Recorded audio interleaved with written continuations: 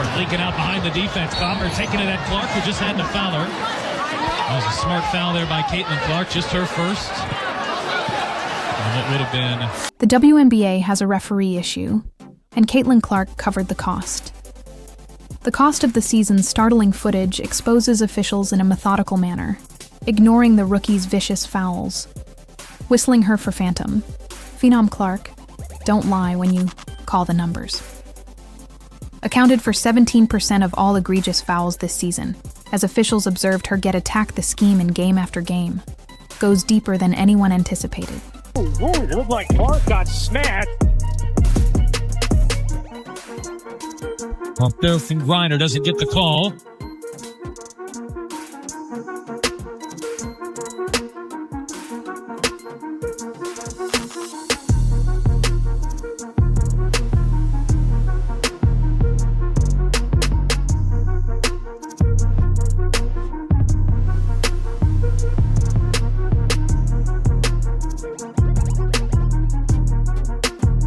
Now let's discuss the elephant in the area at WNBA headquarters, where no one wishes to address the obvious officials' partiality against Caitlin Clark that hampered her freshman season. The league may be commemorating a milestone.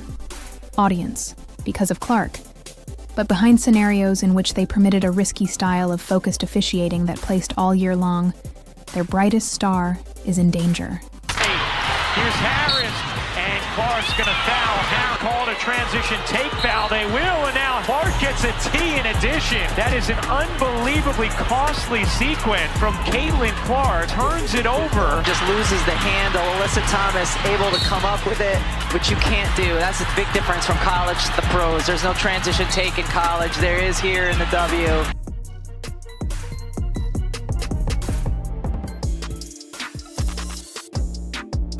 When you go, the evidence is overwhelming. Return and view the tape. It's not merely occasional missed calls. It's a recurring pattern that can only be characterized as a plan to oppose the "let's look at the Indiana Fever's standout rookie." Begin with the figures that depict a damaging image of a statistic appeared a few. Caitlin Clark mentioned that a few weeks ago. Got 17% of the WNBA's warning. Consider the fouls this season for a moment. The second player, who was also a rookie, was at the mercy of about 1/5 of every egregious infraction in the league. The worst part is that 80% of them egregious infractions were committed by only, if that doesn't work. One team is the Chicago Sky. Shout targeted abuse with officials ignoring the situation. I don't understand what works, but the figures are simply the start. The actual narrative is in the video. And believe me, it's worse than you might recall.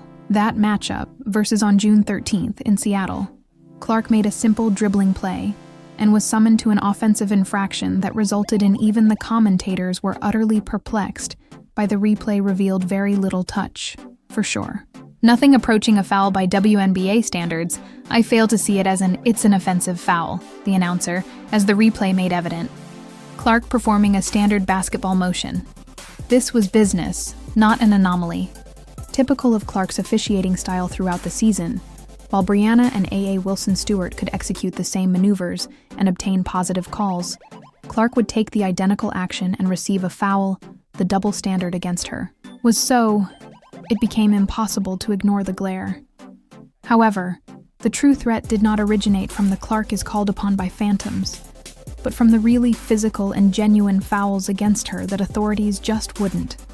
We watched Clark, in game after game, got completely crushed when traveling to the basket without a whistle in sight, take the game between the Connecticut Sun and the Clark's notorious DJ Carrington incident, tumbles to her right after coming off a screen, and attempts to transfer the ball to Aaliyah Boston when Carrington leaps up and misses it entirely. The ball, and then how many spectators I think that was a deliberate act. Poking Clark goes straight into the eye. Connecticut and downplay continue to, as Clark is on the ground, scores in. The internet swiftly discovered a second perspective that exacerbated the play's appearance.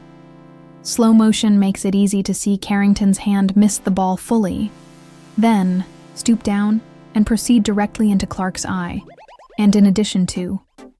Although there was no call, the officials didn't even take the time to examine what was obviously a risky play. In the meantime, In that same quarter, another player was given a warning for just brushing across an opponent's arm, that there could have been no more double standard.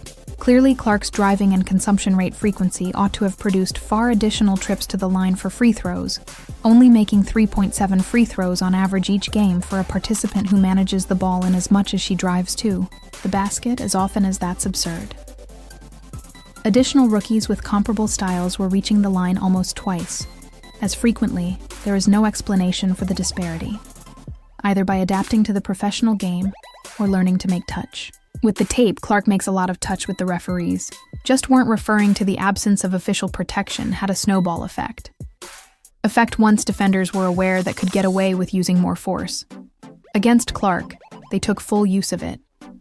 What began as bumping and hand-checking swiftly intensified into risky plays.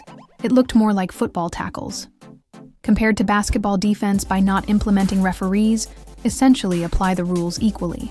Painted Clark's back with a target that increased in size with every non-all-in-one stunning scene that Clark drives toward the direction of the basket and becomes completely. You can actually hear the leveled analysts yelling, "That's a foul," in incredulity. But the referees simply stood. Like nothing, their whistling is silent. Occurred, she's crossing the court, and Marina Mabre appears to be only. That's what I mean when I say that she was bullied. About this swiftly became an unsettling pattern. Clark was thrown to 3 different times in one on the floor game, and not a single whistle was raised. Seemed similar to witnessing someone walk a tightrope with the safety net on purpose, eliminated all fans who were watching at home. See it happen while yelling at their screens. One NBA analyst tweeted in frustration. While playing a game, this has been essentially Caitlin was not called for fouls during the entire game. The WNBA and its officials, Clark, understand how to ruin a good thing, the disparity in the player's defense of Clark. When compared to other guards, the entire tale. Consider Marina Mabre as an example. Defensive strategy when playing against other players. Compared to how she protected Clark, Mabre quickly figured out, night and day, that she was capable of much more intimate interaction with Clark, without confronting any repercussions from the referees for what we not simply a few missed calls were seen. It was a risky trend that each disregard put Clark's safety in jeopardy. The infraction just gave defenders more confidence. Expanding on what started as further interaction swiftly intensified into risky plays. A few of these behaviors were similar to football. More tackles than basketball defense. When referees fail to shield the player, the physicality merely makes Clark more intense. Wasn't only up against a fierce defense, she was any actual risk of harm while the referees watched. It unfolded game after game, and let us clarify that this isn't merely even conspiracy theories or fan indignation. Former referees for the WNBA have spoken out acknowledging that the officiating Clark standard was notably distinct from everyone else. That isn't the result of some agitation. That's from those who know, Indiana fans. The entire rulebook, one previous and unidentified official remarked, "There's clearly a separate standard is used techniques that would result in a whistle because any additional celebrity players are being disregarded in Clark's case. It's concerning from a player safety perspective viewpoint. The league's lack of comment on the when matter talks loudly. They're pleased to endorse Clark in the marketing field, materials, and acknowledge the ratings she has given the league a boost. They haven't taken any action to resolve the harmful bias in officiating that's placed. Their most marketable celebrity is in danger." Season. So what's actually happening? Some have hypothesized that it's a type of rookie hazing at its most extreme. Others think it's animosity from authorities who don't value the Clark has drawn attention to the league. Some have even proposed that may be orders from superiors to evaluate Clark's resilience in any situation. Causes of the obvious effect. Caitlin Clark's performance has been under an entirely distinct set of rules, then this discrepancy affects all other WNBA players. Not just Clark was impacted by officiating. For me, it affected the entire Fever team, and possibly the result of few games when your main ball. The attacking engine and handler are being methodically aimed without. It interferes with officials' protection. Everything, including offensive, sets in teams. The Fever front office's confidence. Everything went smoothly. and Clark was drafted, surrounded her with pieces that went well together, and observed her shattering rookie records in spite of the assault she played game after game. Just think of how the numbers would seem if she had received same officiating care.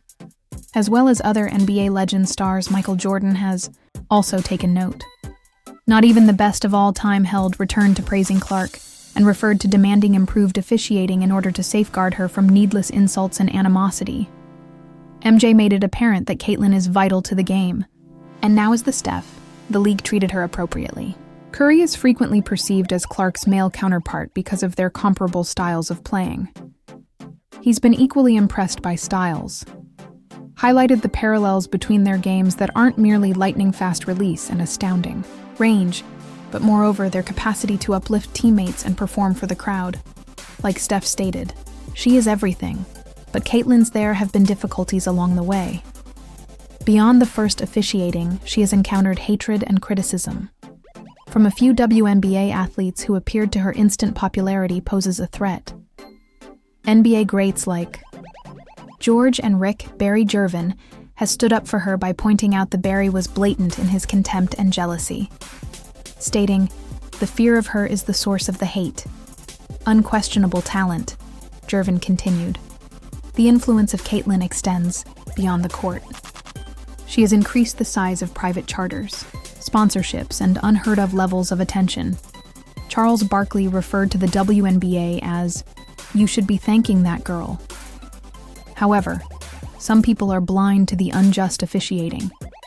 As wholly unfavorable Reggie Miller opinions the hardship is a component of Caitlin's journey, contending that each novice needs to demonstrate themselves, Kevin Garnett reaffirmed, a feeling that frames the extra hard fouls and defensive focus as an honorable gesture. They both think these obstacles will only make her more resilient. Ultimately, through everything, Caitlin has maintained concentration and improved her game. Quicker, sharper, and even more thrilling. In spite of the challenges put in her way, legends such as she has received appreciation from Shaquille O'Neal. Ability to use her play to hush critics. Shaq summed it up in his own way. Perfectly, if I tell you that